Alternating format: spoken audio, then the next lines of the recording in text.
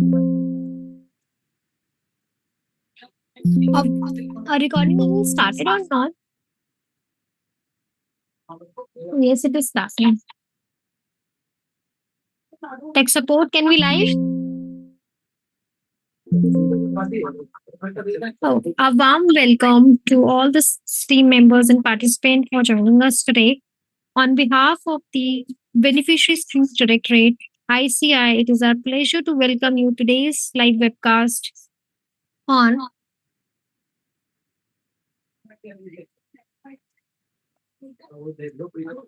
the today's topic. In today's demanding professional environment, maintaining balances, wellness, and productivity has become essential. We are delighted to have CA Rahul Gupta with us today to share his valuable insights and practical guidance on this important subject. Thank you and enjoy the session. Now I'm handing over the session to CA Rahul Gupta. Thank you, Mansuji. Thank you, the support team. I hope I'm audible properly. Okay, I will. Okay, thank you. So, good evening, everyone. Welcome. I welcome you all on this platform.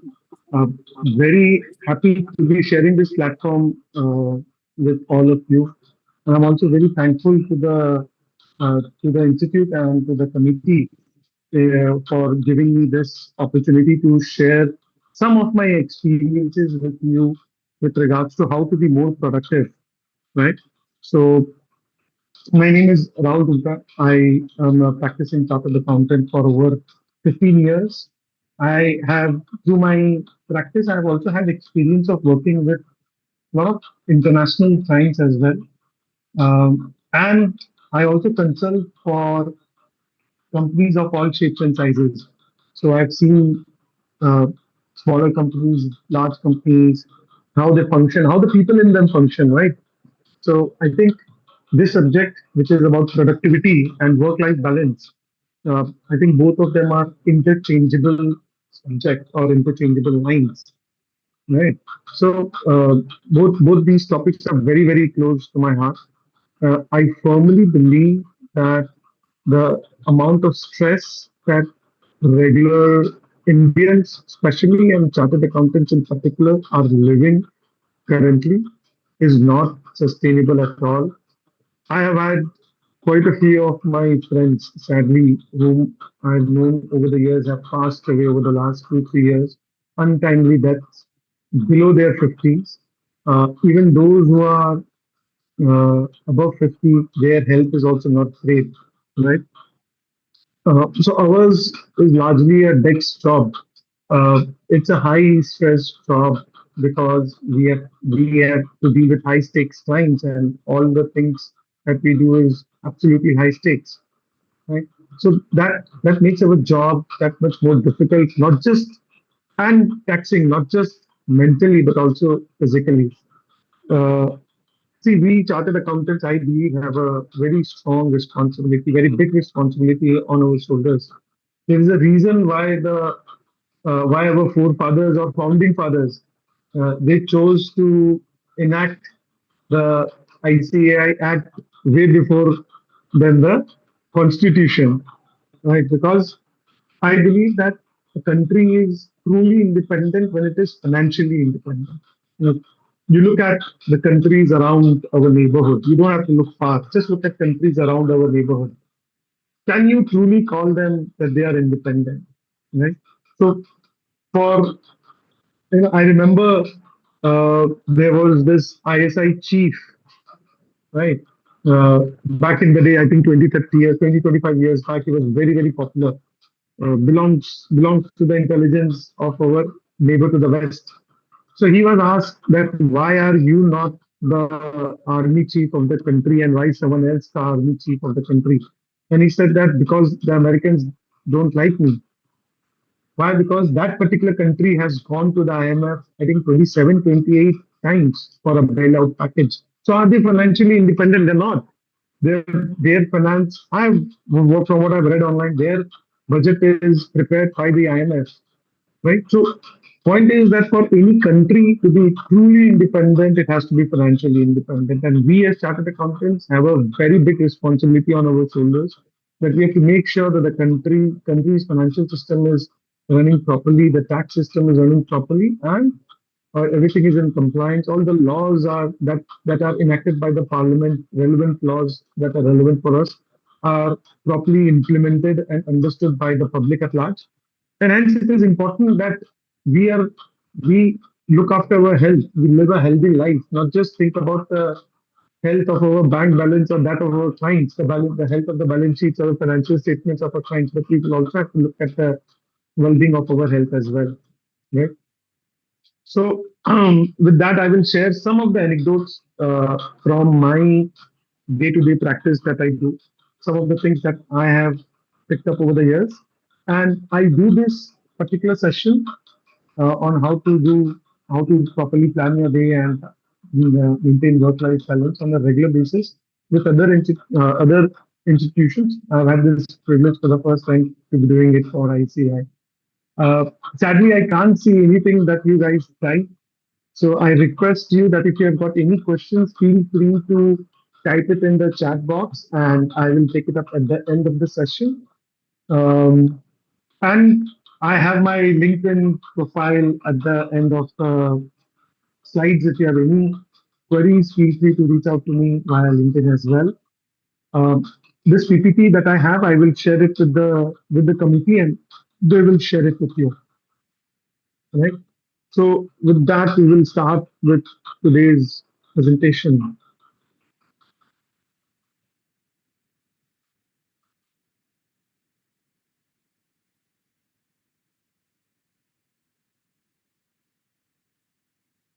Okay, I hope you guys can see my screen.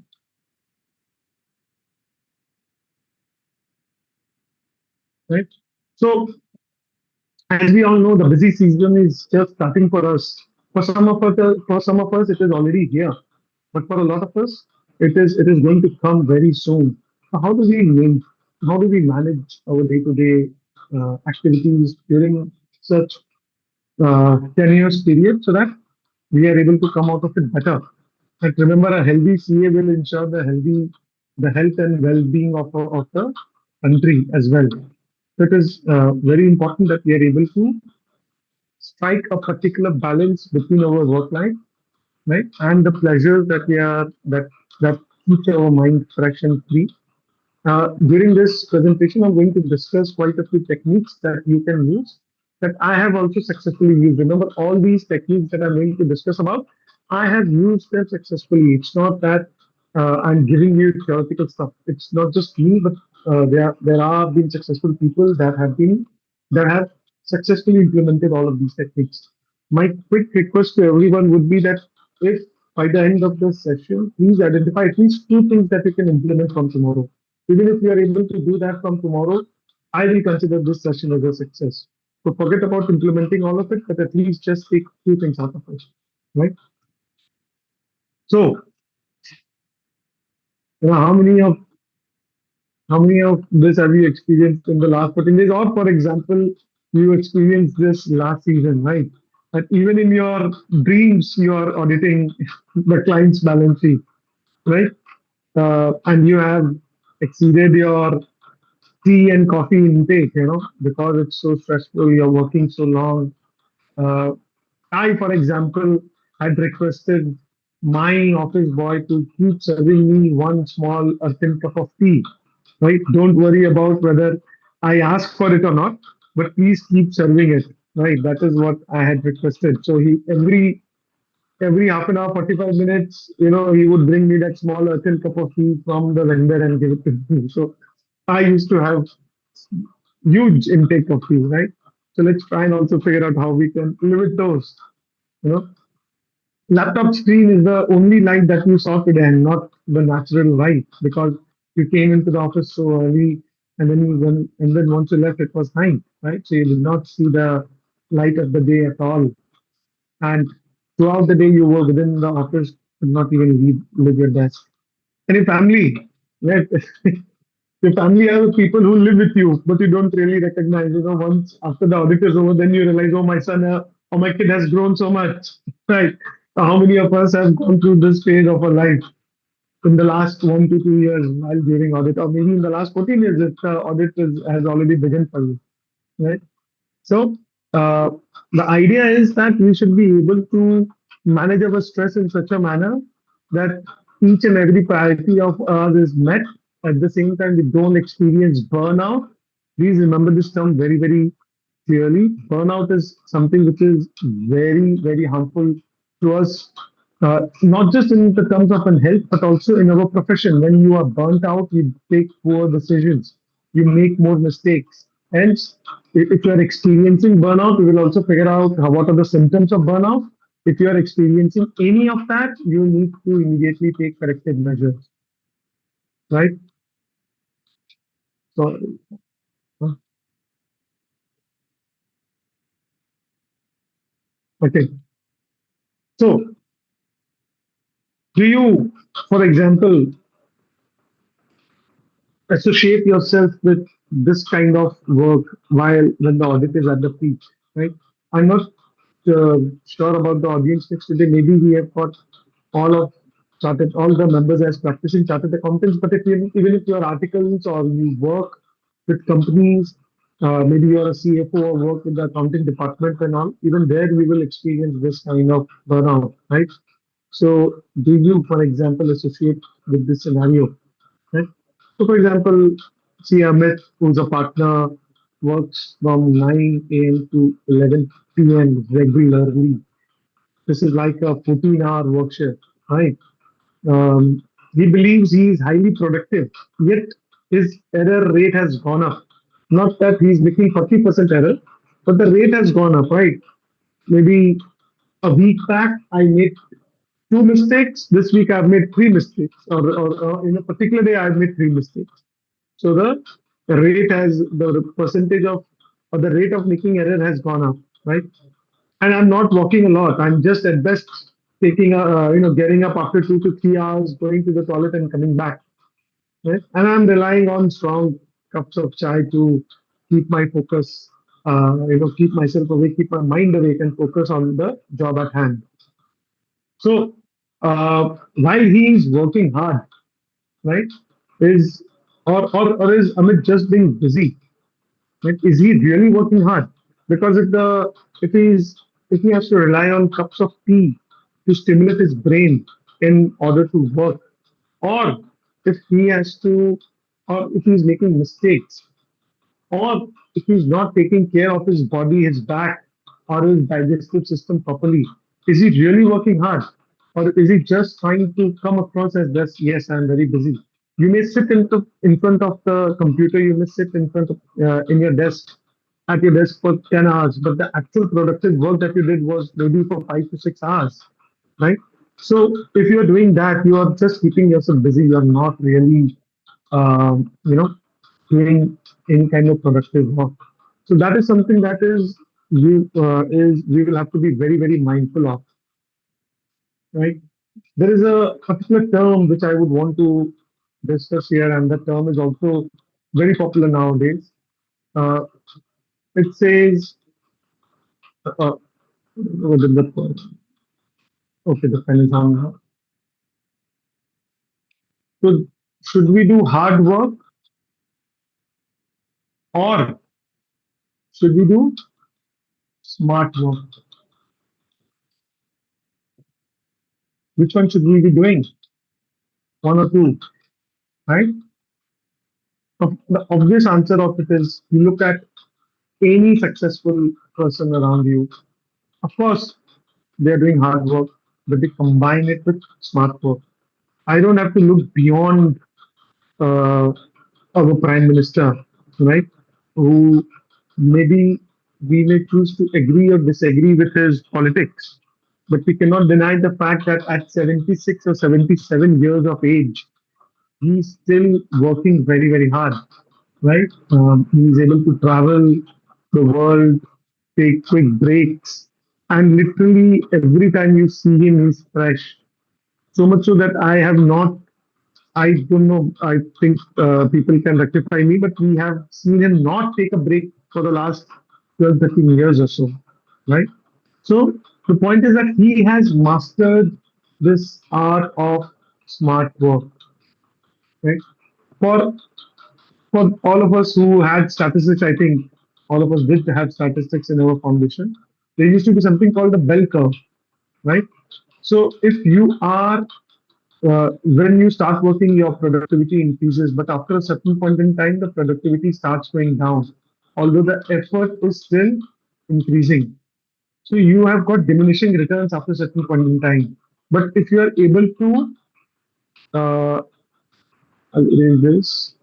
But if you are able to manage your work in such a manner that you are able to do continue doing hard work without actually losing your productivity or your efficiency, that is where you have shifted from being a hard worker to a smart worker, right?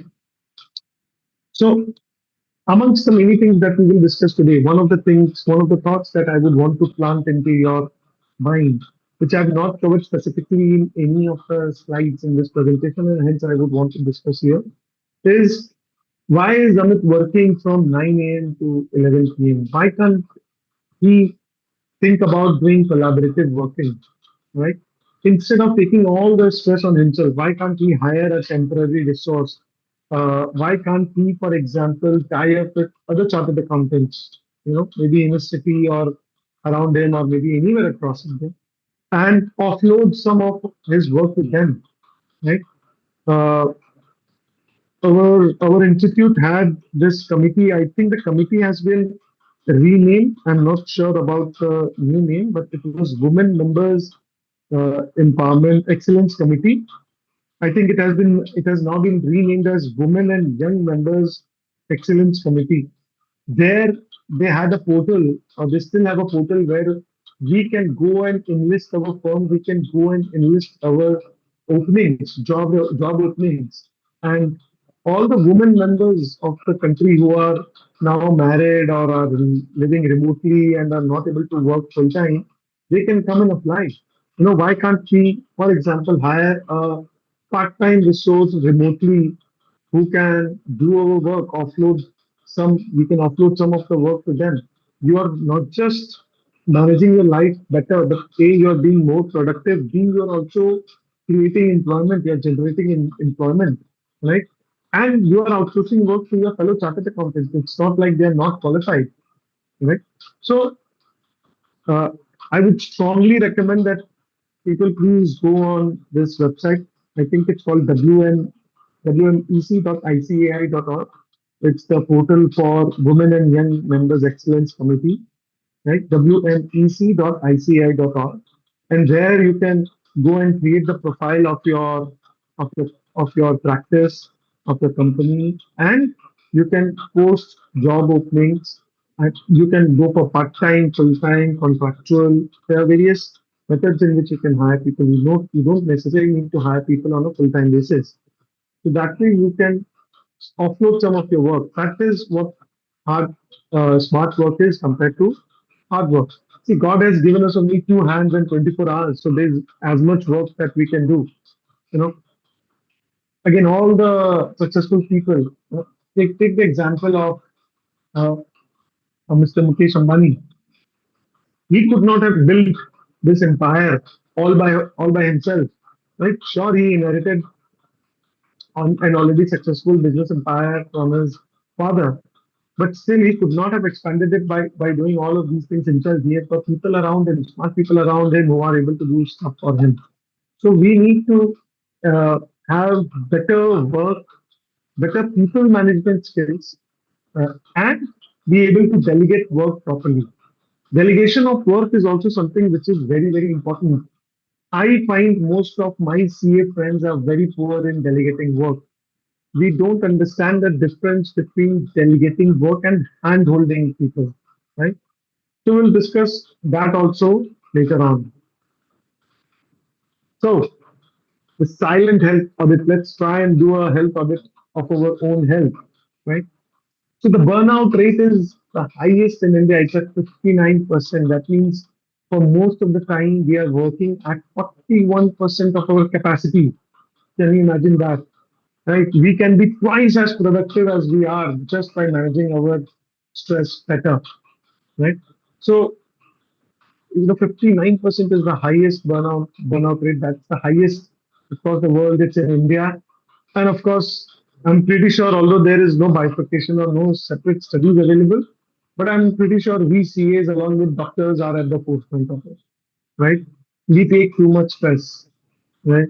Uh, so it's important that we are able to manage and figure out what the ways and means in which we can reduce the stress and maybe reduce this burnout rate as well. And in can we, for example, take a pledge that we will reduce this burnout rate from 59% to maybe 9% or 19%, right? We can be twice as productive, right? Now, a lot of us are of course, again, since I'm not able to interact with you guys, but I'm assuming a lot of us are small to medium-sized practices, right? So, of course, uh, finance or money is a challenge for us as well.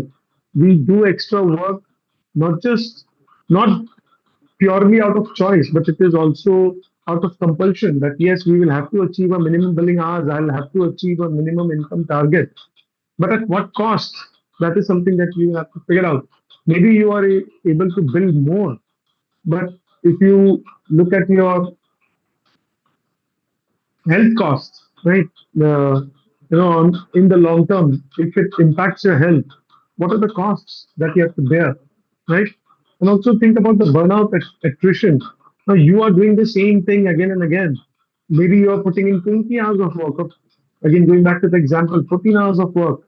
Shouldn't you instead, for example, be doing 10 hours of work and spend that remaining 4 hours on upgrading your skills? Right? Every day new laws are coming, every day new you know technology is coming in the market. Every day new avenues are getting open for chartered accountants. For example, all these FPAs, right? How many of us had the opportunity to work on FPAs or to go through FPAs, right? Only thing that we know about FPA is what we have read in the news, right? So, but can we, for example, be an FPA expert and I guide our clients or consult our clients accordingly? So for that, we need to have better time management and have less burnout attrition that you see. We need to have lesser of it. So maybe instead of working 14 hours, can we be more productive and do the same work that we're doing in 14 hours in 10 hours, and then invest the remaining 4 hours into ourselves, into upgrading ourselves, learning new things. So that is the biggest challenge that I perceive or foresee for us chartered accountants. Now, can you guys do a quick stress score, calculate your stress score, right? Do you frequently have headaches or backaches after 4 p.m.? Even now, I definitely am having a slight headache here. I am having a slight backache here. Oh, how I wish I could lay down for 5-10 minutes right now, but I can't. So I will give myself a one when it comes to first point. Checking mails every 5 minutes, within 5 minutes of waking up. Thankfully, I have given away with this particular problem or with this particular habit, so much so that even when I used to wake up at night, maybe around 12 a.m., 1 a.m., 2 a.m., even then I had this habit of checking my email. Couple of times I would get emails from clients at 1 or 2 p.m. because quite a few of my clients are based out of the US, and that would stress me out, right? And then, of course, the entire night was lost, could not sleep at all. So after a lot of effort, I have finally given up this habit of checking my mails. I don't check my mails before 9 a.m. And guys, it has not been very easy. It has taken me a couple of years to get into this habit. So you will have to start thinking about, uh, you know, doing it from today itself. And probably, hopefully, you will not take as long as I did, but hopefully, in the next 2 to 3 months, you will overcome this habit. The biggest thing for us to do is to turn off the notifications on our phones. If you see this, if you're able to see my phone, I literally have no notifications on my phone. All the e-commerce companies, I have turned off the notification. My Gmail, I have turned off the notification. There are some, so for example, I get notifications from LinkedIn, which is not very stressful. I have got notifications from my calendar, which is again not very stressful, right? So I have on purpose, I have turned off notification for all my e-commerce, all my news apps, and my Gmail and email apps. Please turn it off. You can very easily do it if you have an Android and or an Apple phone. There are very you can very easily do it. You are not losing out on anything. Trust me, right? Even if you are investing in the market, you don't want to get a stressful news at 10 a.m. Or 10 p.m. for that matter, right? So you can either turn them off permanently, which I have done, or you can also schedule that, okay, don't show me any notifications between this and this period, right? That's the biggest way or the best way in which you can, you know, forget about checking your mails at after 5 minutes of waking up or at 2 a.m. at midnight. It's only when we get notifications. So you wake up at 2 a.m., you check your notifications. That's where you see that okay, there's a mail that has come in and there's an urge for you to check it. That's where the stress begins, right? Irritability with juniors or family members. So there are times when I also get irritable or angry with my juniors and family members for no mistake of theirs, right? Something as simple as someone sneezed, and I would say, boss, why are you sneezing? Right. So even that is a sign that you are under stress. I would not give myself a lot of points there. I'll give myself zero. And the feeling of guilt of not working. I think this is the most common amongst all of us. Um, that if you're sitting idle, if you're having some leisure time, you feel very guilty, boss. What am I doing? Why am I wasting my time? You know, all of this comes down to the, I would assume that all of this comes down to the colonial mentality of ours. Although we are not from the generation that was born in the British Raj, we are the generation, at least I am, and the people who are younger to me, and of course, some people who are elder to me. Uh, we belong to the generation which was born in an independent India, but the psychology of the British Raj has still continued to this day. So imagine in the early 1900s um, when an Indian clerk used to take some breaks to for prayers, maybe for namaz or maybe some evening prayers or whatever. The British guy used to go and tell him, boss, why are you wasting your time? You are not working hard enough. And that is what has been inculcated in our mind that okay, if we are spending any time doing leisure, we are wasting our time. So I don't know how many of you have done this, but if you read Greek literature from 2,000 years ago, right? So 2,000 years ago, people are also discussing about it. The best of Greek scholars uh, of the day, they all used to deliberate on the advantages or benefits of having a leisure time, right? All of them, if you go online, you will find a lot of article on that leisure time, the importance of leisure time, and Greeks talking about the leisure time. All of them always said that the most important time that you can have is the leisure time, time for yourself, you know, not doing anything, even not reading a book or listening to music. You're just spending time with yourself doing nothing, right? All alone, maybe staring out of the window, staring at your wall ceiling, but you're doing nothing. The brain is absolutely off, turned off, right? It is not doing anything. That's the that that's a very important, that's a very important uh, time that we have been told by our colonial masters that you should not have it. All the British have their leisure time, so much so that they have their leisure time in every day. It's not that they have leisure time during the week or once a week. They have their leisure time every day. My British clients are not available post 5 p.m. their time. They will not answer a call or respond to an email whatsoever, right? They have got their leisure time. They are not available on the weekends. No Saturday, no Sunday. Some of them are also not available when their summer is upon them. Their summer is largely from 1st of July to end of September, right? So some of them are not available for 1.5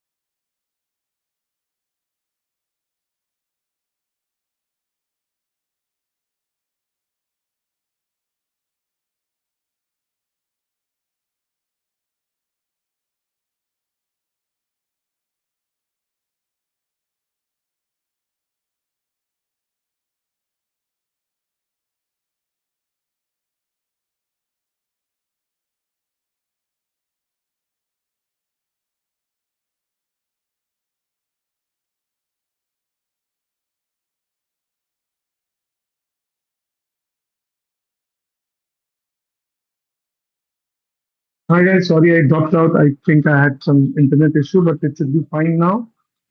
Sumit ji from tech support, I hope I am audible properly. Okay, thank you. Apologies everyone. Let me go back to sharing my screen. Okay, so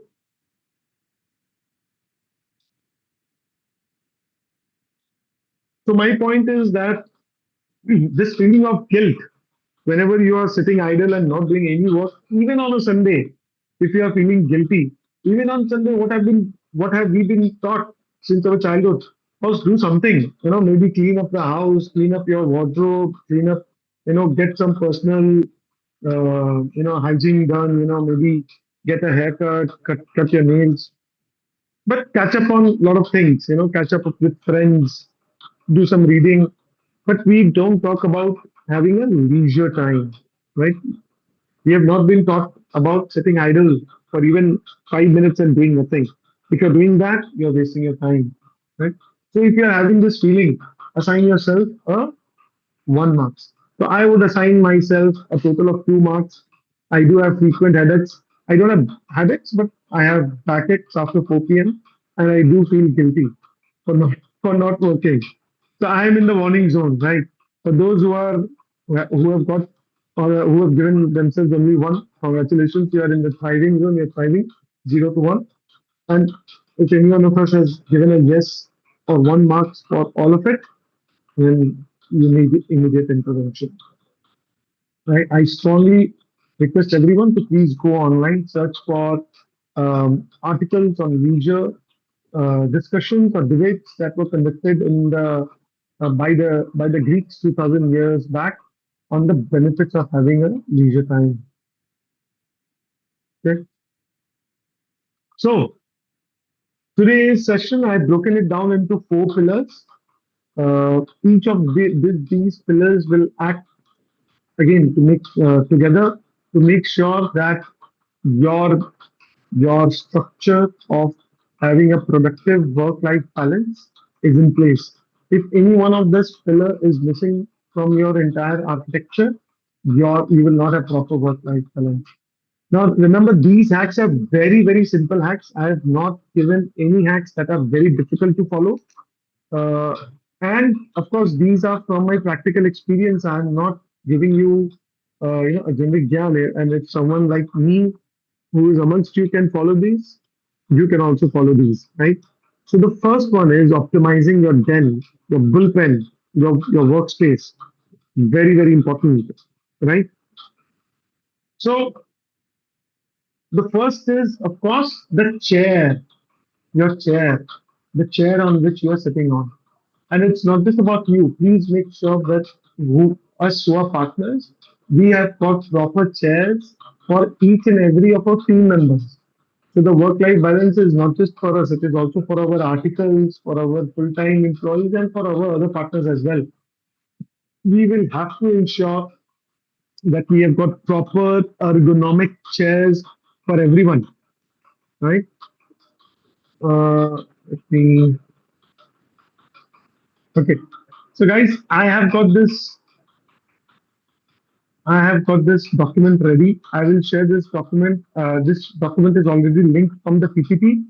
Now, in this document, I have given you some of the chairs. Of course, I'm not getting any commission, right, for it. But what I've done is I have given a list of some of the chairs which are affordable, which can be used at in our office, and they are very, very useful, especially for long sitting hours.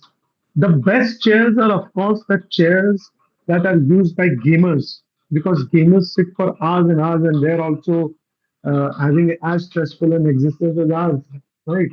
So, the best chairs are, of course, gaming chairs, but gaming chairs are pretty expensive. They are gaming chairs, by the way, are even better than the large executive chairs that we are used to seeing in offices, right? So even there, if, say for example, you are heading a very large company, even there you should avoid those chairs and go for ergonomic gaming chairs, right? Some of the gaming chairs are as expensive as they go up to as much as a lakh or a lakh and a half, right?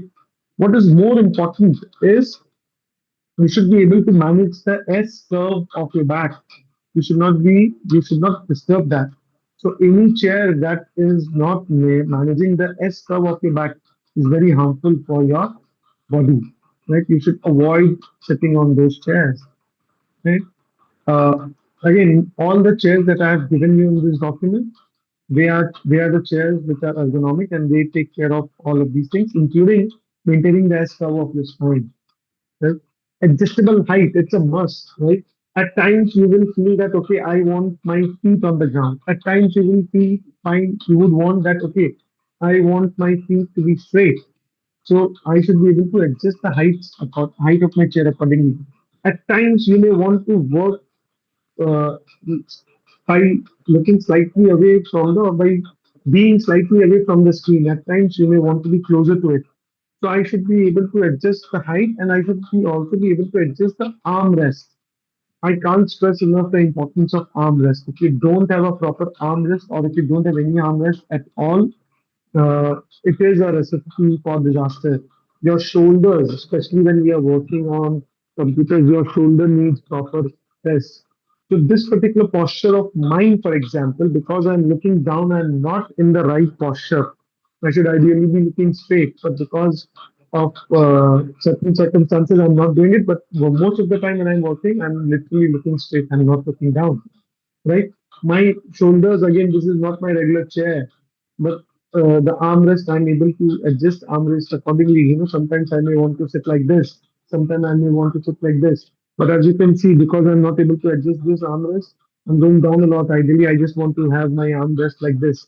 So point is that your chair is literally your best friend. You spend more time on the chair or with the chair than even your family members. So please make sure that you and your colleagues have got good chairs. The photo that you see in front of you, sorry, uh, the photo that you see in front of you, this photograph, is from one of the PwC offices. And if you look at the chairs, these are very ergonomic chairs. Look at the curvature of the chair, right? If you see the curvature of the back support, that is what is meant by S curve, and the armrest is also adjustable, right? Plus, you must have chairs with wheels. If you have fixed chairs, it's not very suitable for long hours of work. See, if you have to work for 15-20 minutes and then get up every time, or if you're just sitting for a couple of hours a day, you can go for any kind of chair. You don't have to stress out. But this is specifically for us where we have to sit on the chair for 10, 12 hours, right? So these are the kind of chairs or investments that you will have to make. I understand, a lot of us cannot afford maybe 30, 40,000 chairs, but even there, think of it as an investment, right? I would want to say that yeah, if your phone costs way more than your chair, then you're not living a healthy life. If you can afford a 1.5 lakh iPhone, you can definitely afford a 20-25,000 chair, right? Similarly, if you can afford a 50,000 plus phone, you can definitely afford a 20-25,000 or even a 30,000 chair. If we can buy our phones on EMI, we can also buy the chairs on EMI, right? And these will give us, of course, increasing returns and not diminishing returns. Cool. Sensory, we've got five sensors: touch, smell, sound, vision, everything. So, uh, the skin is, of course, like the touch, right? So, these are some of the sensory hacks that we must implement. And not just, again, it's not just for us, for all our team members. Our team members need to be made comfortable in order to make sure that they are having a healthy work-life balance themselves, and they are talking about healthy work-life balance for them. You would want your team to be working at their productive best. In order to ensure that, you will have to felicitate this kind of environment, right? First and foremost, your temperature should be around 20, 24, ideally 24, not lesser than that. Definitely not 18 and 19, which I see with most of the officers. You know, our body is most comfortable between the temperatures of 24, 20 to 24. And that is what you should strive for. Again, it varies from person to person. To someone from, again, uh, cooler part of the world will not be very happy with 24. Maybe they will be happy with 18. But, say for example, someone like me from Calcutta, today the feel factor was 52 in Calcutta. I'll be happy with 24. Yeah, they've literally reduced my temperature by less than 50%. So, so I'll be happy to have this kind of environment. So an ideal temperature for you should be 20 to 24. Again, in all of our offices, because we have got fixed units, there are certain cool and certain hot parts. Certain parts are colder than others, right? So ideally, you should make sure that the ventilation is around is in such a manner that the temperature gets distributed accordingly. You can have table stands at different point in time. These can be smart stands as well, and at the same time make sure that the outlet while you're planning your office is in such a manner that it doesn't focus on just one part of the office, but it gets distributed. Ideally, instead of having one outlet for your AC, you can have two outlets. It is, of course, slightly more expensive, but it's an investment that is worth making into, right? Then, of course, the scent hack. This is something which is highly, highly ignored in our offices. We don't use office fresheners, or at best, we use office fresheners just early in the morning. We don't use them throughout the day. Having a good scent is essential for us to be able to work in full productivity, right? There is no compromise there. You must have systems put in place. So again, there are devices that are available which will throw out a scent every at regular intervals. You can set those intervals yourself. Maybe they will have one puff of scent every 30 minutes or every 15 minutes or every 10 minutes, right? You can set that in those devices. All these devices are available online. So the point is that once you have a good scent around you, you feel, again, the mind is relaxed, right? Why is the reason that whenever you smell something bad, your your reaction is always to close your eyes and to move back, that, oh, what is this? Because bad smell means danger, right? Our brains have been processed in such a manner that anything which has got a bad odor is bad for our health, right? And hence, it is important for us to make sure. that our sensory visions, especially smell, is always catered to. If you smell good, that means that you are in a safe space, right? Your mind is relaxed. You know the area around you. You just do a small spray right now. Any kind of room freshener or anything. Immediately you'll feel relaxed, right? You find this in hospitals as well. So of course they do it in a different manner, but what they do is whenever there are people in stress, they will have a little bit of scent around you. I think most of us do realize that hospitals have got a different kind of smell altogether. That smell is there psychologically because it helps to calm down the patient's nerve, right? Similarly, for kids, if you put kids in an area which is smelly, they will always be cranky. But if you put kids in an area which smells well, you will find that they are immediately happier. Right? That's why we take them to gardens, right? So I can't stress enough on the fact that your office needs to smell good. You also personally need to smell good, right? So invest in good perfume that can last. Some of the scientifically proven smell types that keeps our mind happy across the board, and there is no preference of whether I like it or not, is peppermint and citrus. So if you have peppermint and citrus, you can use oils. Again, there are devices that you can just pour the oil in and the oil then evaporates and it creates a good smell. Of course, you will have to be mindful that you are not using something which is harmful. Please use organic products only or Ayurvedic products only. They are good for your health. Don't go for harmful chemicals. But the point is that if you have got these around you, and especially peppermint and citrus, because they are liked across the board. I may or may not like jasmine, flavored smell, but chances are I'll be neutral to citrus, right?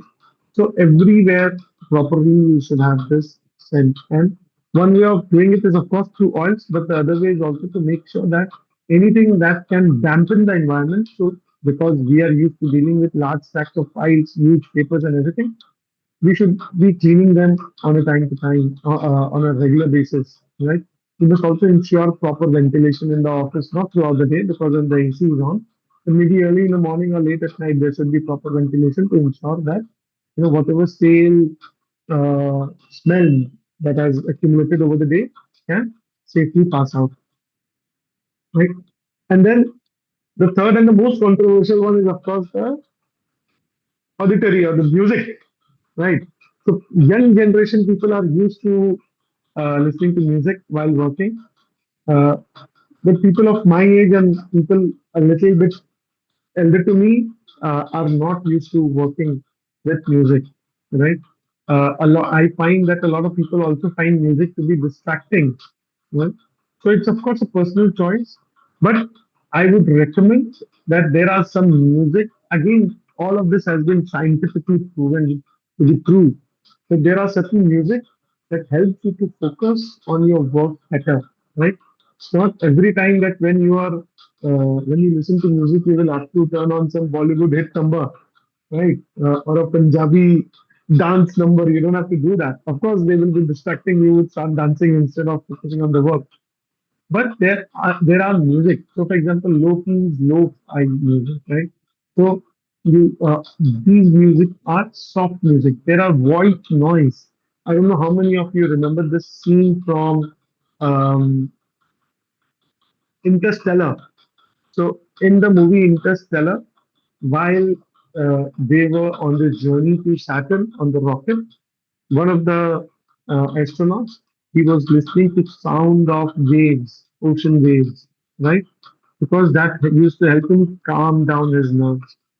I thought at times I listen to um, rain, music of rain, just rain pouring down, and the slight flute and sounds of thunder as well, slight sounds as if the thunder is very far. So I do put up this kind of music while before I go to sleep because it also helps me to calm down. So some kind of noise, for example, noise of water falling on the water hitting a floor, you know, soft music, ocean waves. All these make our calm down our nerves, calm down the brain, so that we are able to focus on our things better. Right? This is all natural to us because over the years we have associated with sounds with also the feeling of safety and danger. Ultimately, it's down to the feeling of safety and danger, right? If it's too hot, if it's too cold, we feel that there is danger, right? I may not be able to survive it. So the body reacts accordingly. If it smells bad, uh, I feel that there is a danger lurking around, and hence I would want to take corrective measures. I don't want to stay here. I want to move out, right? Similarly, if I am not getting any sounds, or if I'm getting sounds of ocean, I feel very soothed. I feel at peace, and hence I can focus more at the work at hand. And again, in my present in the document here, I have given one playlist of ambient music. Ambient music is music that blends with the ambience around you, right? And you are able to focus on the work. This is very soft music. It helps you to sit down. Other ways in which other things that you can also play is, of course, some religious music. So, for example, a lot of people uh, have Gayatri Mantra. A lot of people have got Hanuman Chalisa. A lot of people have got other music playing regularly on the loop. So you can also do that, whatever makes you comfortable. But the point is that ideally, under an ideal circumstance, you would want to have a small, very soft music playing in the background, right? Uh, so another classic example for you would be planes, right? So the planes, whenever you board a flight, you see that they have got some music playing. Why? Because they want to address the issue of flyers' anxiety. Most of the flyers are very anxious or get very anxious when they board a plane and when they're flying. But that soft music helps them to soothe it down. Think about all the time when you walk into a hotel lobby, right? You will see that the temperature is very comfortable. All of these are checked there. That's why you feel very happy when you go to a five-star hotel lobby and you want to keep going there again and again. This place smells good, and there is also auditory masking, to reduce the background noise, right? So there are small, very soft music that always play some kind of symphony or anything, right? So the five-star hotels have got all these things checked properly. Sorry, guys, just give me 1 minute.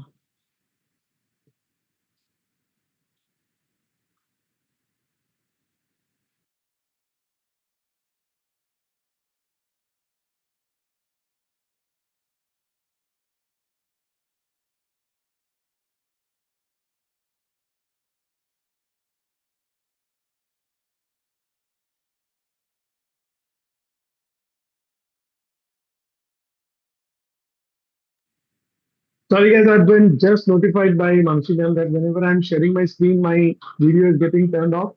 That's because I'm presenting this out of a tab. So I'm very sorry. I did not realize that. I thought my video was on all the time and I was talking accordingly, right?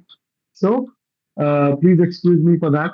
Again, if you've got any questions, feel free to add that in the chat box, rather. So I'll again disappear for some time, and I will share my screens. So, okay, before I share my screen, the three auditory or the sensory skills that we just spoke about, I would recommend that we should start implementing it in our offices immediately, or in our workplaces. If you are the leader, you can obviously lead it. If you're not, you can request the leader to do it and ask them that, by doing this, you will find that there is an immediate improvement in productivity, right? First, please make sure that the temperature is well maintained. First, second, please make sure that you have got good room freshener and make sure that anything that dampens the environment, old files, maybe a carpet that has not been cleaned for some time, anything around, anything that dampens the environment has been removed properly. And third, very importantly, some sensory music, right? Even if you can't implement the music at the company level, because a lot of us don't have speakers, inbuilt in our ceiling or around the office. Please allow people to use their earphones and listen to music while they are working, right? In fact, that is something that you should encourage. So that will really help you to boost your productivity. Okay, moving on. I'll again disappear for some time.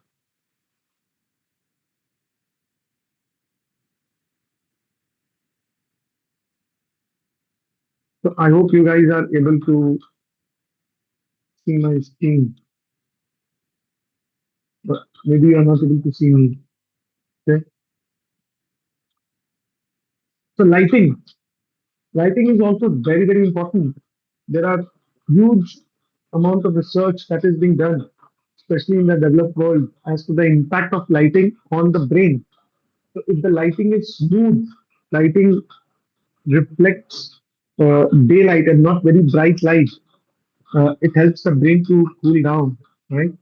Um, so make sure that whatever lighting you have in the office is not very bright, neither it is too dim. Because if you make it too dim, people will start falling asleep. If you make it too bright, the mind is at attention all the time and it will burn out quickly, right? So ideally, you should have a proper lighting, but more than proper lighting of the office, what you should have is proper lighting of the desk. So you should ideally have a light at every desk, and they should be able to control it. They should be able to control the tone. They should be able to control the level of brightness. This will really help you to boost the productivity of the people, right? So a lot of LED lights nowadays come in 4K. 4K is called natural white, you know, neutral white. That this is the best kind of light because it sort of replicates the light that comes from the sun, right? So 4K light, if you can, go ahead and implement it.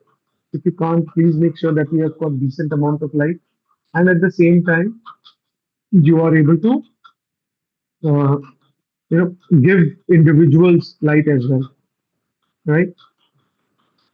Uh, Again, ideally, you should not sit in front of a place where you can see the reflection of the window on your screen. That is very, very distracting.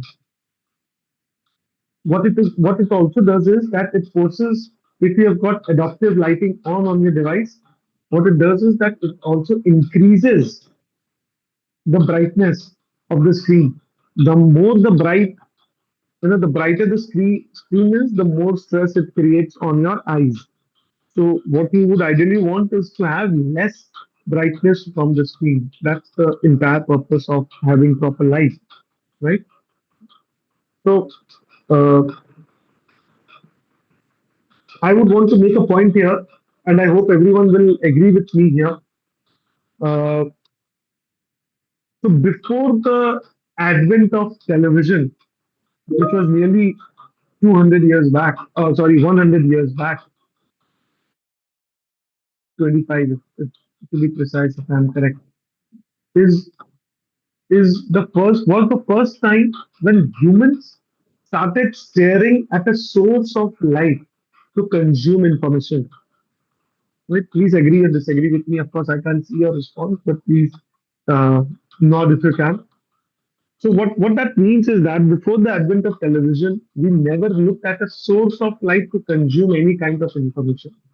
Whatever information we consumed was from bounced off light that was getting reflected or refracted off other surfaces.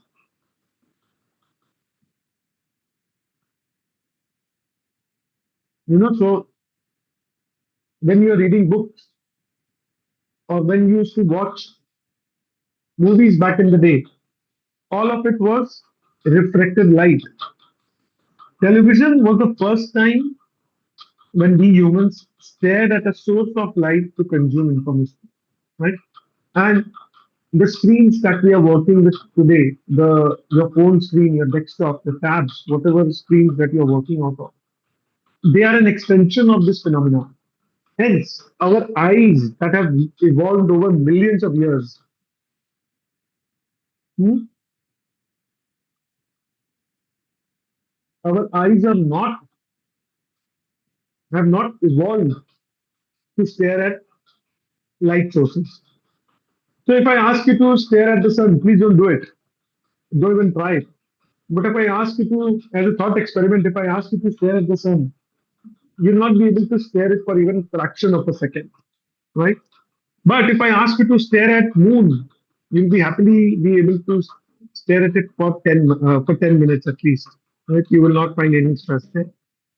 So our eyes are very tired when they look at a source of light, and hence you should be able to adjust the lighting in such a manner that it is not stressful for your light for your eyes. And hence the importance of having an ambient uh, lighting. If you have too much bright light uh, in the office, the screens are that much more brighter. Bright light means the brain is already very attentive, and if over and above that, if it has to stare at screens which are brighter for a longer period of time, you will get stressed out for very quickly. Ideally, what you would want is something called ambient light. You would want to have very pleasant light, not a very bright light. Again, neither too soft as well, because then you will feel sleepy all the time. You will lack that energy. But you would want to able to strike the right balance. Use neutral white or natural white, and this allows you to keep your devices at very low brightness. Low brightness will mean that our eyes will get stressed less over a period of time, and we should be able to work better. See, the moment our eyes get stressed, so our eyes are anyways not comfortable staring at the screen for a long period of time, right? So the eyes are constantly telling the brain that, hey, I'm not comfortable, please look away. That's the signal that is constantly being sent by the eyes to the brain. That, of course, leads to brain fatigue, right? Because the brain is then telling the eyes, no, you'll have to look at it because I'm working here right now. So, stressed eyes means stressed brains, less productivity, right?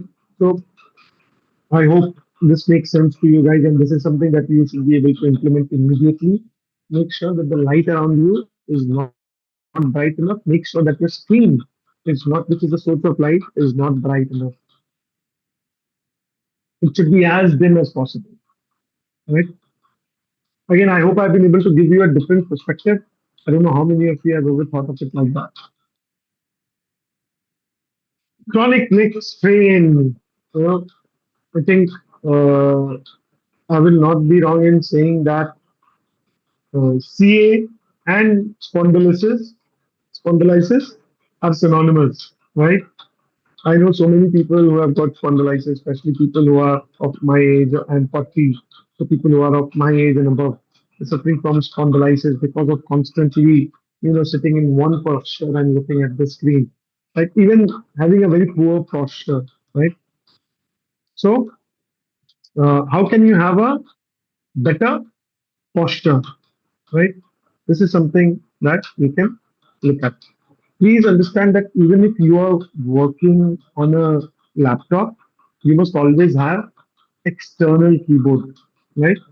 Uh, Let me.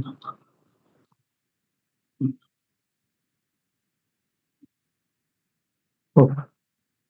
So an external keyboard or a detached keyboard is like this, right? So ideally, what you would want is that if this is your laptop, you would want to have some distance. You would want to keep it here so that I am comfortable typing here, and I should have a distance of maybe around a hand from the screen. But no laptop will be able to have this configuration. So even if you have a laptop in your office, please have a detached keyboard or a Bluetooth keyboard. This keyboard is from Logitech. It's a very good keyboard. It's feather touch. It's not very expensive. I think 1,500 to 1,000 bucks. So you can go for any Bluetooth keyboard, and it should work very well for you guys. Right? You should also have at all times laptop stand. Right? I don't know how many of you have seen a laptop stand. Let me show it to you if I can.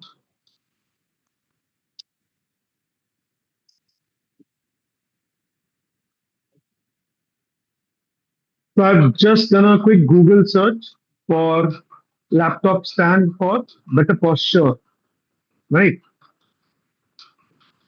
So you'll find there are many on Amazon actually.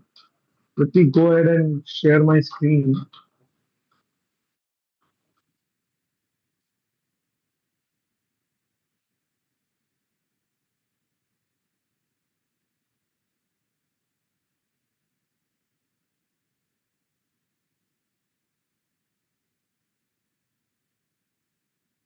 I'm just sharing my screen. There you go. So so this is a laptop stand, right? So you'll find many on Amazon. You can order any one. Ideally, what you would want is not to be looking down at the system screen, but you would want to look straight, right? So here's a very good example of what I want to achieve here.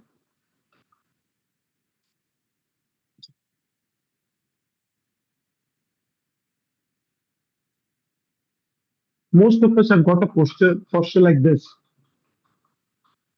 right? Where we are sitting like this, and even this is better because at least the keyboard is closer to me. But most of the time we are sitting with our hands stretched out. But look at this, we are looking down on the computer, right? So this creates a lot of stress on the neck and the shoulder, and of course the lower back because we are hunching down, right? So this is a bad posture. This is a good posture, right? Look at this. I should have adjustable armrest. I should be able to look straight and not down. And the keyboard should be closer to me, and there should be sufficient distance. As you can see, I should have at least a 2 feet distance from the screen, which is nearly the stretch of your hand, right? So the screen should be two feet away. It's not just good for your posture, but it is also good for your eyes.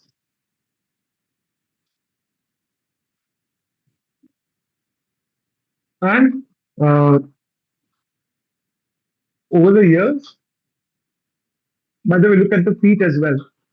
Ideally, you don't want the feet to be flat all the time. You should be able to rest the feet as well. Right? Recently, this trend has also started where people work standing up. In a lot of companies, you will find that there are stand-up desks where you can stand up and work. Of course, you can't be working, you can't be standing up all the day and then working. But to reduce the stress, you may want to work, take a break, and stand and work for maybe 15, 20 minutes, 30 minutes, an hour or so. Right? That is also a very good posture for your body by standing up. Remember, sitting down, the circulation of blood is also not that great all the time if you're sitting for long periods of time. But if you're standing, the circulation also comes back to normal, right? So you should be able to set up your postures accordingly, right, guys? I'll move on. I hope this is making sense to you. Please make sure that you are able to create such a posture not just for yourself but for your uh, entire office. Make sure that all your colleagues have also have this facility for them. Now, going back to my old adjective of uh, work hard, right? So on my screen, you saw uh, what story? The story of the ant and the grasshopper, right? For all of those who remember this story, let me, and those who don't, let me quickly recall this story for you. So the story goes such that ants used to work during summers. They used to collect food, leaves, and everything, and they used to store it in their den, literally in their den, right? But and they kept telling the grasshopper that, boss, please do some work. You are not saving enough for the winter. But the grasshopper was like, okay, boss, I don't have to worry. I don't care. I will keep playing my guitar and I'll keep enjoying. You guys work. I don't have to work. But then when winter came, right, the grasshopper could not find anything to eat because apparently all the leaves were gone. It was all white. Uh, Thankfully, he was able to locate the ants. Then he went there, requested for their help, and they were kind enough to let him in and share their food with him. Right. This is the story that has been fed into us. That if you're not working hard, there are dangers lurking for you in the future. Right. Please remember, hard work is a thumbs down. Smart work is a thumbs up. Right. Remember, all these stories were also created in the age of colonialism, when colonialism was at its peak. The 19th century, the 20th century. That's when all of these stories were sort of written, and they were taught to us not because to have proper virtues in us, but because for us to develop the mind slave, that I must serve my master all the time. I can't take rest. I can't take rest. It's my master who can take rest, but not me. Right? This is a classic story. Why, for example, should I give up? If the grasshopper, why should the grasshopper give up on his hobby of playing guitar and start working like everyone else? He could have very easily.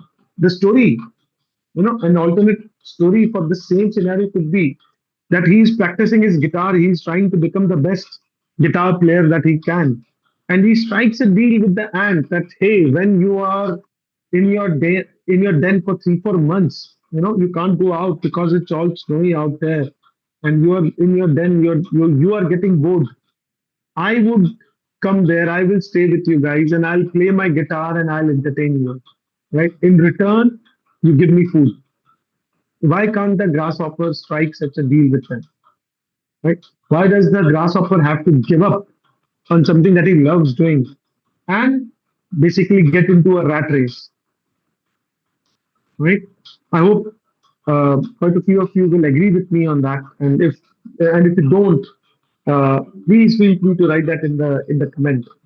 But my point is that why can't we pursue whatever we want and make sure that we are able to make money out of it?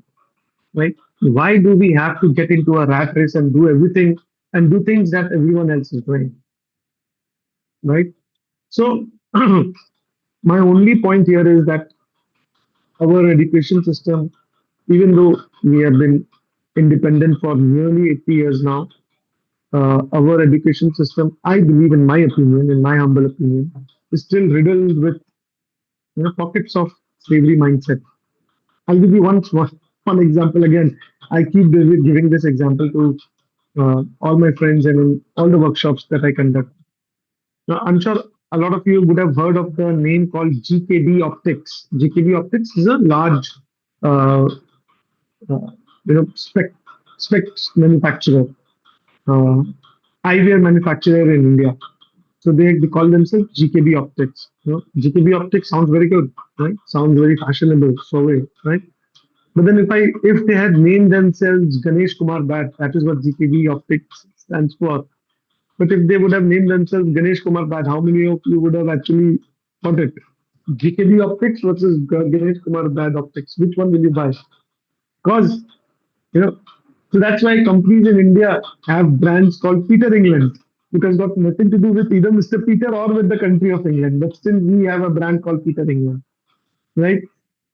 So the point is that uh, our our education system is still riddled with pockets of slave mentality, and hence it is important for us to be productive. For us to be productive, we will have to break the notions. Because we are living in the age of AI. The morals or the teachings of 19th and 20th century does not work in the age of AI. Right? I hope I'm making sense, right? Okay, I'll move on quickly.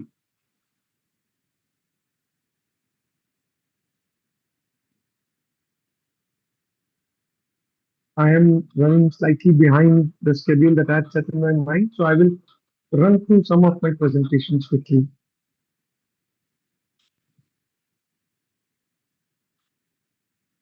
Pillar 2, physical micromanagement, the 5 minute strategy, right?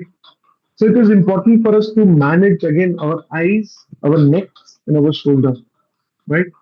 So because we are doing such stressful work, we we blink very few number of times. And by blinking less, because again we are churning numbers and we are focusing so much on numbers, making sure these numbers are making sense and there is no mistake anywhere. We blink very less, so much so that we blink 60% less compared to other people while we are staring at Excel, right? So this of course leads to computer vision syndrome. It is very harmful for our eyes, and not, of course, not to mention that it is also very harmful for our brains as well. It fatigues us out very quickly, right? We experience more brain pain. So there is a very simple thumb rule. Please start adopting it from tomorrow itself. After every 20 minutes, do it as a habit. If you are doing it before, it's also fine. But after every 20 minutes, look away from the screen. If you're sitting beside a window, great, look out of the window, you know, look around you so that the neck is also getting movement. Maybe just stress a little, just stretch a little bit, but don't stare at the screen. Look around for 20, 30 seconds at least. So that way you are giving uh, relief to the eyes, the brain, and also to the neck. Just by doing something as simple as this, you are relieving stress. You are literally recharging your batteries immediately, right? Again, it's important to look at something which is 20 feet away. If you're looking at anything which is closer, you are stressing out your eyes. Of course, you don't want to be squinting and looking at something which is very far out. Again, you're stressing your eyes. 20 feet is an ideal distance where the eyes are, the especially the pupils are at their natural dilation. So what you would want is to look at 20 feet, right? For 20 seconds every 20 minutes, just out of habit. And please keep doing it again and again. Maybe you can also set an alarm in your phone, although it will be very irritating if you're doing that. But somehow or the other, get yourself into the nudge, get a nudge every 20 minutes and then look away. Don't even look at your phone, look or a TV which is playing far off. Don't look at anything. Ideally, look at something very natural, a tree, a flower, or maybe a waterfall or something. And if you don't get anything of that sort, look at anything which is not electrical, right? So desk yoga, to prevent the cramp and of course to prevent uh, spondylitis to be setting in, right? These are some of the quick exercises that you can do, right? You can, roll your shoulders, you can twist your seat a little bit. You don't have to get off the seat as well, just twist it a little bit, right? And you can, you know, flex the muscles. So let me, uh, let me try and show you. So maybe something as simple as doing like this, things like this, right? Yeah. And you don't have to get up. So all you need to do is just move around in the chair. Even this is fine. Doing a little bit of this, even that this is good enough. It will, free you out.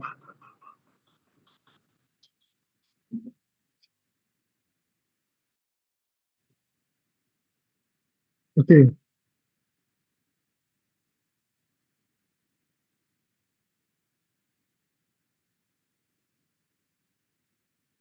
Walk again.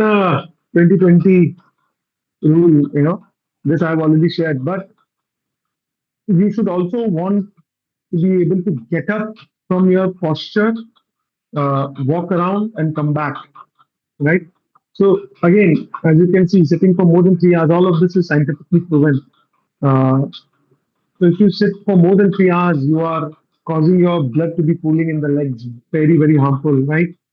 This simple this simple act on your part, that you sitting continuously for more than 3 hours, it of course cools the blood in the legs, but it also causes diabetes. This is one of the most important, or one of the most uh, prevalent causes for diabetes, right? Because it reduces oxygen, the body has to work extra, digestion doesn't work that much well, and ultimately you end up getting diabetes, right? So this one particular habit of yours is causing more harm to you than anything else. Please get off the chair once every hour for sure, right? And walk around for 5 minutes. You can either, so for example, I have a habit of not sitting while I'm talking on the phone. I've developed a habit that if I'm talking on the phone, I can't sit. I will have to walk. So even if you're talking to someone for 15, 20 minutes, at least you're walking for all that while. Now, if you put all of these things together, you will see that, and you will end up having 1 hour of walk during the day, right? And this is over and above the walk that you do in the morning or evening, right? Have bottle around you. Keep yourself hydrated. Dehydration is also a bit of a problem, right? You should not overhydrate or dehydrate yourself. You should keep it perfectly balanced. Keep taking small sips of water all the time. If you can have any kind of juice at a regular interval, great. Nothing like it. Again, we don't want to be overdoing the juice because that will also lead to diabetes. But ideally, you should want to have you know detox water, and make sure that you are having it not too cold, again not too warm, at the right temperature, so that the body enjoys the experience of drinking water. Pillar three, nutrition. Nutrition is very, very important. What you eat will ultimately decide how productive you are. How many times have you had a heavy dinner and next day when you wake up, you don't feel happy at all? You feel very, very lazy. You feel very stressed out, right? But if you have a healthy dinner or a healthy lunch, you feel that much more energized, right? Of course, we have got our Indian superstars, your dal makhana, your roasted chana. I don't know whether you guys have heard of it, but it's a very common thing in West Bengal, where I'm from. I'm from Calcutta. Is chide. It is soaked rice. So rice, puff rice that has been soaked. So you have got poha in Indore, famous in Indore, but poha is cooked. Chide is sort of roasted, and it is not roasted in oil. It is roasted in black sand, right? So it is far more healthier. So you can have that. You can have green tea and buttermilk. I can't stress enough on the advantages of that. You can also add black coffee to the list. But of course, if you have too much black coffee, more than 2 or 3 cups a day, it is very harmful. At best, you can have 2 cups, but you should try and have 1 cup. Ideally, without sugar, right? If you are having black coffee with sugar, it is not good for you. One of the biggest problems that we Indians suffer from is something called fatty liver. Now, black coffee is supposedly one of the best uh, medicine for it. Literally, it helps you to fight with fatty liver. But if you have sugar added to it, it is not good. To get into the habit of having small quantities of black coffee, it is good for you. And makhana is again a superfood, gives you a lot of energy, right? So these are some of the dietary habits. I think a lot of us have got good dietary habits, but the point is try and avoid anything which is loaded with maida, palm oil, all the standard things that all of us know, right? Try and avoid that. So dehydration, right? So having a regular tea, coffee, or regular water is the right way. Remember, there is no standard rule for everyone. It depends purely on your body weight. If you weigh less, you should have less water. If you are heavy like me, you need to have then you need to drink more water, right? But remember, if you have black coffee, it leads to dehydration, so you need to have extra water, right? Also, after a certain point in time, if you're having extra tea, that also leads to dehydration, so you may also want to have regular water, right? Pillar four, time and focus. Very, very important, right? So, what ideally you should want is these follow these concepts of block time, right? I will explain that to you later on. But ideally, what you should do is when you wake up in the morning, at least for the first 1.5 hours, you should not do any kind of work, no matter how important it is. You should not do any kind of work for the first 1.5 hours because the body is sort of adjusting to the day. Remember, you have not done any work. The body has not done any work for 8 hours. It has slept ideally for 8 hours. Now it is waking up. So give it some time. Give it time to warm up, uh, come into a happy space, and then once it reaches a particular level, that's when you get into the meeting. And you know, 10 to 1, ideally, that's when the brain is at its sharpest. 10 to 1, right?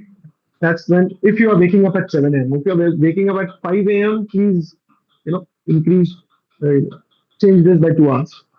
So 1.5 hours after you wake up, that's when the brain is at the sharpest. You are now warm enough, right? You are now awake enough. Immediately you should start focusing on the heavy duty work. Avoid meetings at these times because if you can, of course, but certain important meetings cannot be avoided. But if you can, please avoid meetings and do the heavy lifting work then and there. That's where you are in the position to handle the most stressful work. Body is absolutely prepared to do that. Right, guys? Or, okay. And then post lunch is when you are at the least productive of the time. So in Bengal, we have a concept called bhat ghum, right? In Spain and Italy, we have got this concept of siesta. So our bodies over the years are tuned to sleep for some time to take a power nap after every lunch break, right?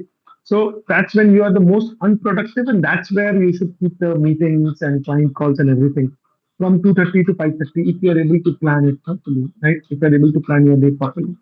What we do is vice versa. We get into the office when we feel very great, when we are at our productive best. That's where we want to have all the meetings. We end up over promising our clients because we are feeling great about ourselves. But then when the time comes for us to work, it's post lunch. The body is already saying, "Boss, I want to go to sleep," but you're saying, "No, you'll have to work," and that's when the productivity level starts going down, right? So, an ideal day structure for you should be that you should do all your collaborative work after 2:30 after lunch when you have had your lunch, right? And then from 8 p.m. to 9 p.m., of course, you must be away for a dinner break. 5:30 again, take a small break, go out, go for a walk, half an hour break, have some evening snacks, and then dinner, dinner break. Whether you are in office or you are in at home, that's the ideal time to have dinner, right? And then, of course, final at the end of the day, do something which is important, which will keep you awake, which, if not done, will keep you awake. But try and address some of it, even if it is something that will take 6 to 7 hours. Try and put at least 1 hour into that stuff, into that very stressful work, because then you will go to sleep feeling relieved that yes, I am in control of things, right? Remember the concept of Three Idiots. Baba Ranchod Das had said, "All is well," right? That concept of all is well, right? So can't stress enough on Mr. Virus taking, a power nap post lunch. It is actually true. It is studies have said that if you take a power nap post lunch, it is very good for your health, not just in terms of your brain, but also in terms of your body's metabolism, your body's ability to digest the food better, right? And from the same movie, Baba Ranchod Das had given us all the call that all is well, right? That even if things are not well, but if you keep telling your mind all is well, you are stress free, you are relieved. So similarly, if at the end of the day you are tackling the most difficult task, which is keeping you awake, but even if you're not able to complete it, but do a little bit of it, You will feel confident enough that okay, I can go to sleep well because I am in control. I have put in some amount of effort towards solving this major problem.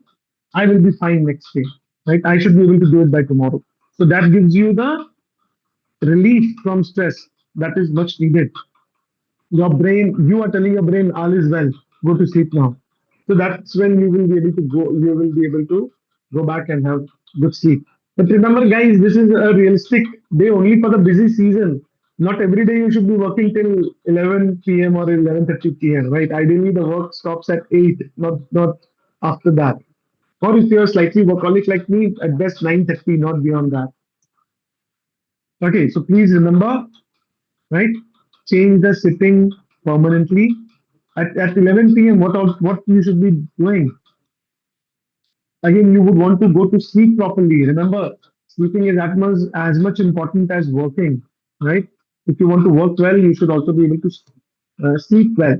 So again, have some oil around you, have some good scent around you, so that you can sleep properly. You know, work for a counter for 15 minutes. Stand up, do something, do some help your wife, or help your mom. So I do this every day. What I do is every day I go to the kitchen at 10:30 and I help them clean up. I also, sort of use the water purifier to fill up all the handis and all the water jars. What I also do is I go around. I have a very young kid, so he has, of course, got toys littered all over the house. The house help will not help anymore. At 11 p.m., they are off to sleep themselves, right? They are saying, "The boss, I have had enough of this kid. I can't have enough. I can't have any more," and they are off to sleep themselves. So what I do is I go around the house, pick up all the toys, put them in the place. Also, you should clean the house before going to sleep. If you wake up next morning and if you see the house clean, you will be in a better space, right? And of course, not just drink cold water, but also splash your face with cold. Does not mean ice cold, but cooler water. It soothes down the nervous system, right? You splash the face, drink some water, and then you go to sleep, right? So again, ideally, what you would want is you would want to stay away from the distractions. The best way, you can't stay away from the screen. I am not going to come here and tell you, please don't watch the screen before you go to sleep. I am myself a culprit of it. I have realized that this is a futile effort. Everyone telling us don't watch screen before going to sleep. I don't think so. That's possible for a majority of us. So what can we do? Watch things that we like watching, right? Turn off notifications. I think notifications more than anything else are the biggest distraction. Turn off your Instagram notification. Turn off your delivery commerce notification. Turn off your Amazon Netflix notifications. You don't need them. Most importantly, turn off your email notification. Right now, this is something which is also very, very important. Every time when we are in the mood of working, when we have got into the zone of working, right? There are days when you work a lot, then there are days when you don't work a lot. Even when the days when you are working a lot, there are times when you are absolutely at your best. You're everything you're doing at the right time. Everything is happening very fast, very quickly, and correctly.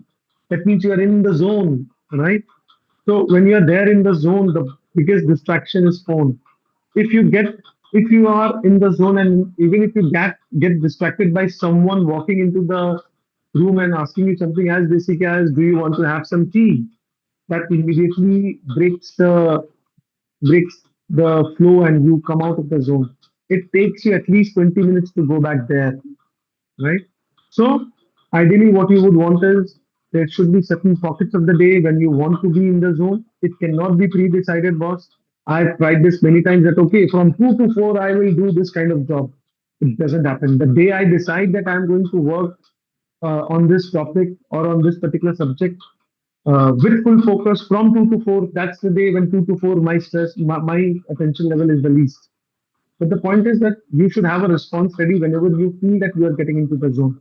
Immediately put your phone on silent or give it to a colleague, right? Let them answer calls for you, right? And unless and until it's a very important call from the family, don't even answer that. Even if it's a wife, if it's not something important, tell her Have the colleague tell her that, okay, I'm not available right now, I'll call you back later on, unless and until it's, again, not something urgent. We should be able to tell our clients that I am in the middle of something, I should be able to call you back. We feel very scared of telling our clients no. We feel that our clients will run away. Boss, you are also clients of someone. So if they tell you, boss, I'm occupied right now, I'll call you back later, you are not angry with them. So why should our clients be angry with us? We should be able to tell them, I'm in the middle of something, we'll call you back later. Again, you should not be doing it. If you get distracted and if you start typing, the zone is gone. Have your colleague do it, right? So have basically have a response ready whenever you are whenever you feel that you are in the zone or you're about to get into the zone. The fifth pillar, recovery and sleep, right? Like I said, before you go to sleep, watch something interesting. Ideally, watch something happy, something positive. Don't watch something stressful, killers, right? Don't watch that. Durandar, don't watch that before going to sleep. But do watch, for example, Kapil Sharma show, Tarabai versus Sarabai. Happy, happy and stress-free watch is something that we should have. At least have 10-15 minutes and then go off to sleep. Ideally, avoid the news. I have unsubscribed from newspapers for the last 10 years. So since 2016, I have not read newspapers. Boss, I've realized I'm not missing out on anything, right? Most of the news is sad news. It is it is there to create stress. You will seldom see good news making it to the news, right? So please avoid news, especially at night, right? The markets are not going to change by you looking at the news, right? So, if you want to look at the news, look at them in the morning post 8 a.m. or post 9 p.m., not even before that. I live a very stress-free life just by avoiding news. I don't watch news channel. I don't read any newspaper. All I do at times during the day is my YouTube feed has been set up in such a manner that every time, every 15-20 minutes, if something important has taken place, I will see a video related to it, or I keep checking out ndtv.com or beyondnews.com from time to time. That's it. These are my only sources of news, and of course, I've not missed out on anything. Right? Again, your sleeping hygiene. Sleep in a dark room, of course, not very dark, but have some pleasant light. It should again be cool, just like uh, the temperature that you maintain during the day, right? And if you can, please read a book as well before going to sleep, right? So these are some of the balance sheets. Now, some very quick techniques for you to be able to manage your day better. So there is something called block time. The so this timetable that I showed you, this is kind of a block time. So 10 to 1 is one block time with me use a pen, right? So 10 to 1 is one block time where I will pick up the most difficult task, right? Then 2:30 to 5:30 is another block time. And although it's not written here, around 6 to 8 is another block time. And again, 9 to 11:30 during stress periods only, not every day. This is another block time. So I've got four block times throughout the day, right? I can plan my day accordingly. I can break my day into four parts and assign myself tasks accordingly, right? You must have this concept of block time because this block time helps you to manage your day better.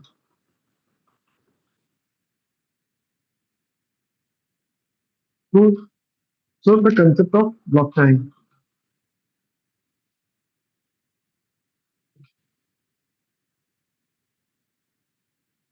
Again, day theming. So if you are not in audit, if you are in something else, and if you are a man of multiple hats, for example, you work on GST, plus you also want to get into GCC and you want to get outsourced accounting work from outside India.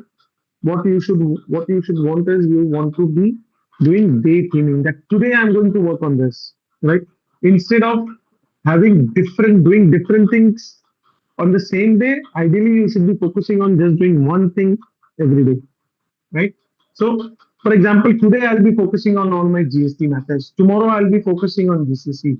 Day after tomorrow I'll focus again on all the GST matters. So you can either keep alternating, or you can, if you've got three, four things, maybe you would want to spread it out accordingly, right? Pomodoro, one of the best techniques that has been invented by humans. So what happens in Pomodoro is, I don't know whether I have a Pomodoro slide here. I don't, right? So what happens in Pomodoro? Again, let me turn on my pen.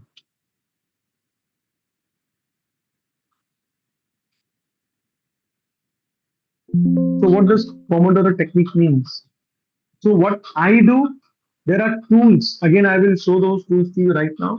What I do with those tools is I work for 40 minutes and then I take a break for 10 minutes, right? So this is cycle one. I will repeat this cycle again. So there will be a cycle two. And then in cycle three, I will take a longer break of maybe 20 minutes, 20 to 30 minutes. So what you're doing is I have, for example, tuned my body and my mind to work at a regular pace for 40 minutes. You can choose to have different times here. You can choose to make it 50 minutes or you can choose to make it 30 minutes. It's totally up to you. But the point is that you are structuring your specific time and time slots in a manner that you work for a certain period of time, then take break, and then you again work for a 20 for certain period of time. What it does is that here again, after every 15 to 20 minutes, I look away. It's not that I am constantly looking at the screen. I look away, do the little bit of stretching that I discussed earlier, and then I come back again. So, Pomodoro. This is one of the best techniques of managing your work. So, guys, something very interesting is there that Pomodoro also has got apps. You can actually use your phone to do Pomodoro apps. I've shared Pomodoro timers here. The best among them is, of course, Forest. I find this to be very interesting. Forest is, they have sort of gamified the concept of Pomodoro. So the longer you focus, you will be able to plant trees, not in reality, but they give you a garden. So you will be able to plant trees the more you focus, right? And then you can compare your trees. How many trees did I plant yesterday versus how many I did today? You can also plan it as per months. So how much I did in April versus how many trees I planted in March. It is very, very incentivizing, gamifies things. So I love Forest. Forest is one of the best tools around. I also like this Pomodoro timer. These are the two. These are the two products that I use a lot. Okay, you are not found. I will correct this URL for you, right? But these are Pomodoro various Pomodoro timers that are available. You can just simply turn it on in the app. As you can see in the app, you know, it will a timer is set for 30 minutes.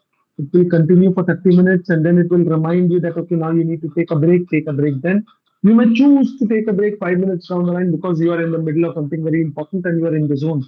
So you may want or you may choose to sort of take that break later on. But still, it tells you that okay, I'm due for a break, right? So Pomodoro is one of the best techniques if you're able to do it, and it's not just for us professionals; it is also very useful for kids as well. So if you are able to adopt Pomodoro in your day-to-day activities, there is nothing like it, right? It helps you to manage your day very, very well. This is the single best technique that has helped me to be very productive. All my colleagues tell me, Rahul, that you're very lazy. But when we give you something to do, you are able to do it very fast. And it's all down to this Pomodoro technique. Because when this technique tells me I need to take a break, I take a break, and hence my people around me think that I'm lazy. But when this technique is telling me that okay, I should be working, I'm able to totally focus on my work, do some great work, and turn around things which will normally take 4 to 5 hours for others, but I'm able to turn them around in 2 hours itself. So I feel that. So for example, this particular presentation, I was able to make this presentation within 30 minutes, within 40 minutes. because I'm used to doing this Pomodoro technique, right? So please use this. There are again some, I'll share this PPT with the committee and hopefully the committee will share it with you.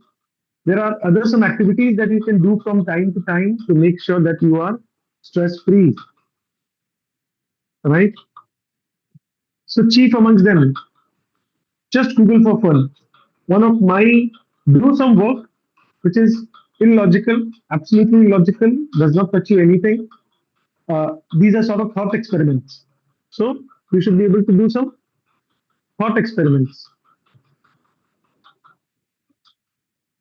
So what will the world, or what would the world have looked like if Hitler would have won instead of, the um, the US and the UK, right? What would have happened then, right?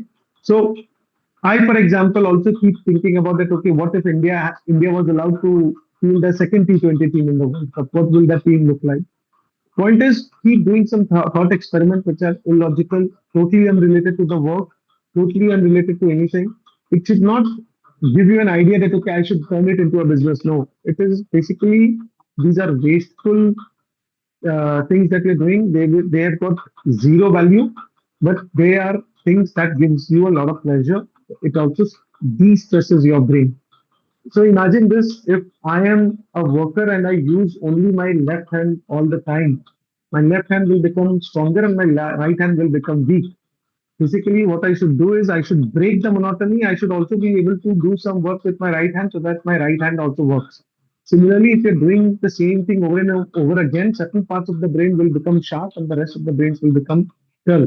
So what you would want is you should be able to do things that are not being done by the main part, but that are being done by the other parts of the brain, so that you break the monotony, right? Take a nap, stay awake, right? So, power of quick naps. Again, have the, spark a conversation, so socialize.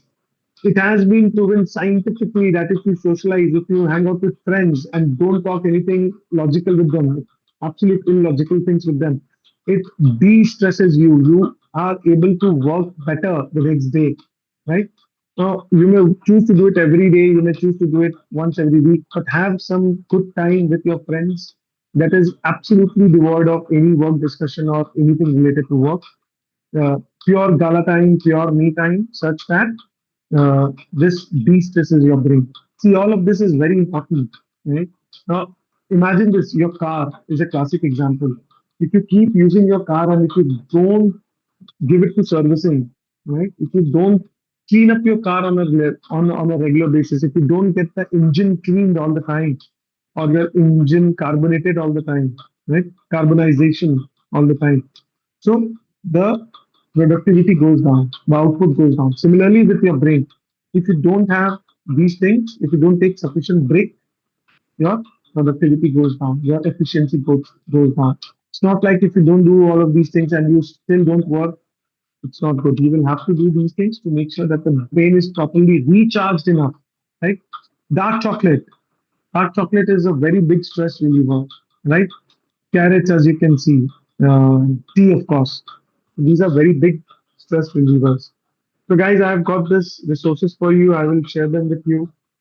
In the meantime, why don't you go on this particular app and try and see? This is an app which I just created for this particular session for Lovable, through Lovable, right?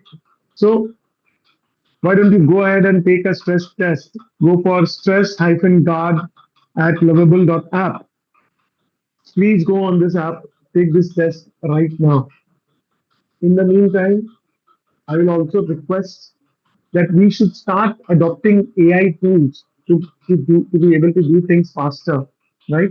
One of the best AI tools is something called notebooklm.google.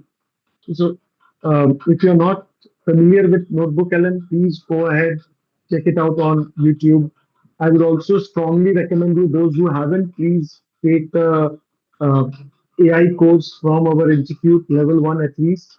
And if you are a student, institute has come up with a very wonderful program. It's called Aura for students. Not very expensive, 500 bucks for students. It's a 2 day workshop, physical workshop. Please go and attend that. It helps you to explain things or AI tools and strategies that you can adopt that can simplify your work. Something that would take maybe 4 to 5 hours can be done in maybe 1 or 2 hours. Remember, AI is not a massive shortcut. Don't think that you will be able to type few prompts and you will get an output. Uh, Something that would take you 6 hours, you should be able to do it in five minutes. It's not going to happen.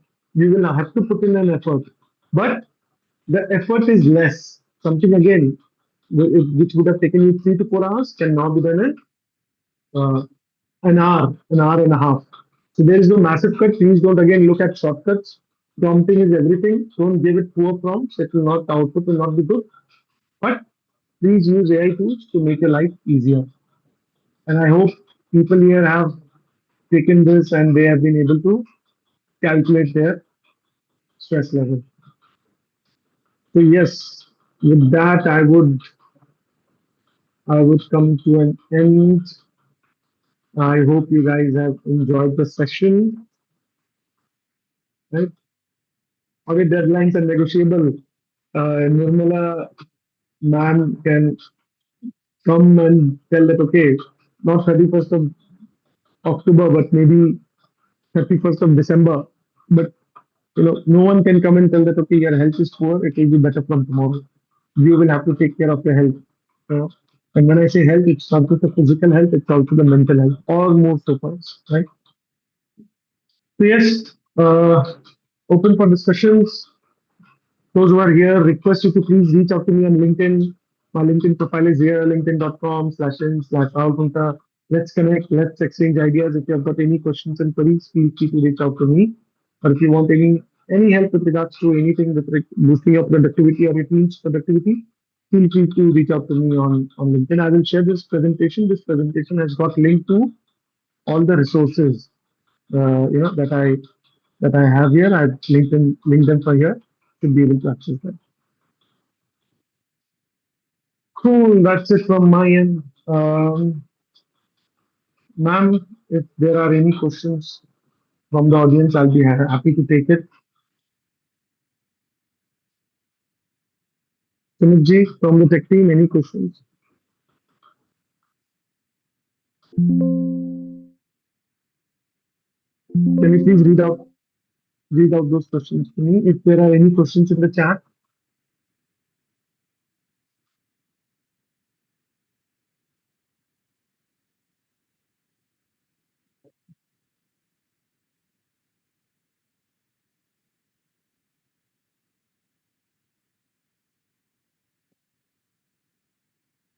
Manushi ma'am, can you please check if there are questions in the chat for me?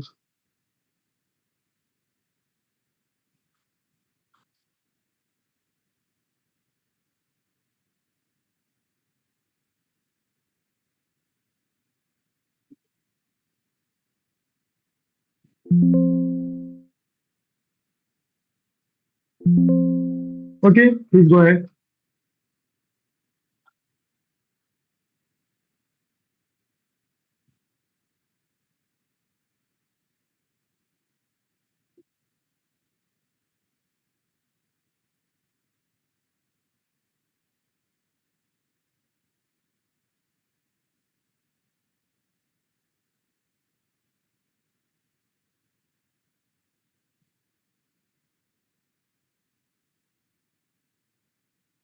I'm waiting for them to share the question.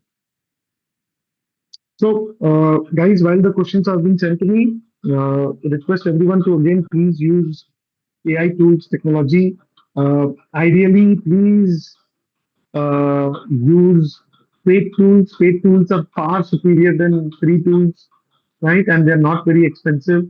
Think of them as you are uh, hiring a new resource in India, even if it's a junior resource, would come for at least 20 to 25,000 per month. Think of it that you are hiring them. Have 2, 3 tools signed up for the paid tools and please use them. They will massively help you to boost your productivity or increase the pace at which you do your work. Right? Okay, I've got some questions. How to tackle family-related sadness problem in office? Very, very difficult. Easier said than done. There are times when you will get that stress. My only suggestion here would be, or recommendation here would be, if the sadness is too much, please let the emotions flow. Don't stop them.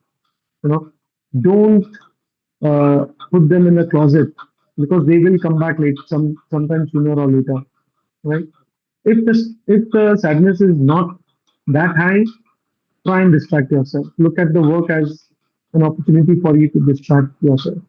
If the sadness is related to a problem for which you are unable to find a solution, what I do most of the time, if I am in a scenario where a problem needs my immediate attention, but yet I am not able to come up with any suitable solution for it, I ignore it. I don't think about it at least for 30 minutes for an hour, and then after 30 minutes or an hour, I and again ignoring it is also very difficult. But imagine I tell myself that imagine if I would have been in a flight at this particular point in time, none of them would have been able to contact me, and I would not have been able to do anything, right? And imagine if the flight doesn't land for the next 1.5 hours. You do that thought experiment and then we ignore it. And then once after 1 hour, if you look at the same problem with a fresh set of mind, chances are that you will be able to come up with something very useful. Uh, Other questions? So, motive of this webinar, learning outcome.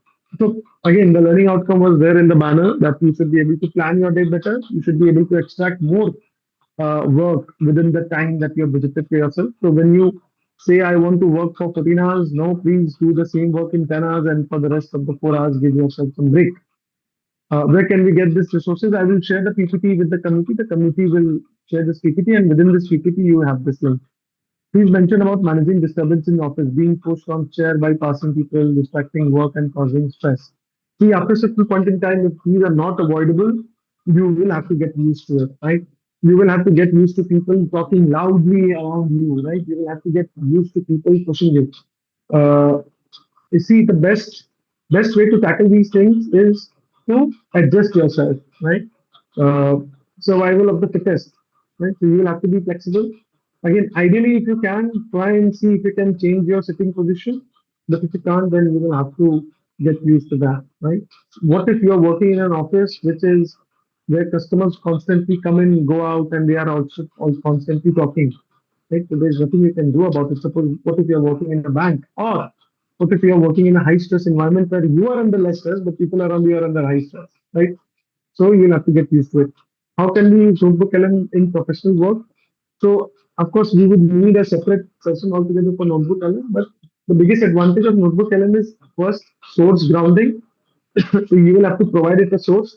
That's where it differs from other LM tools or LLM tools, where they will look at the things that are provided within their database to give an answer to you, while Notebook LM will only look at the source that you have provided. It can be a PDF, a website, a URL, or maybe a video, right?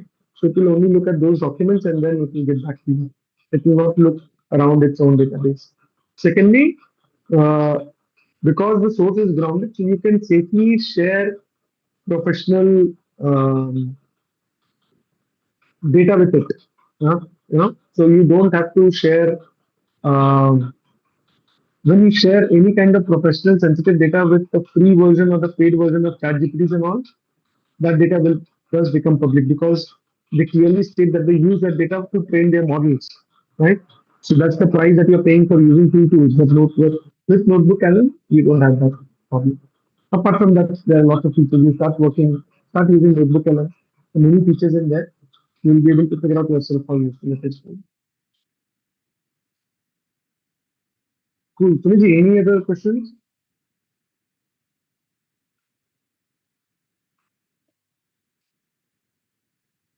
Okay. I think I've answered all of them. Again, please feel free to reach out to me on LinkedIn.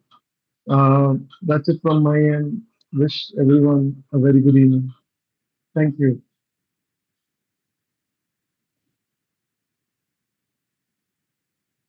And we